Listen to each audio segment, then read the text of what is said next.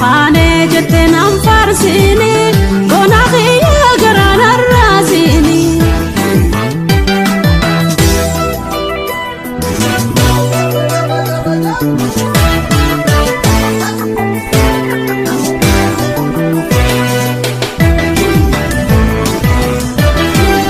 Magala awada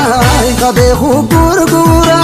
Kishan siqa yada karshe ijana madura Amman sure gadi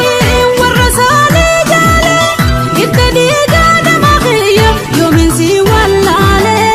Inqalu si male Malanin dullame kokana barisa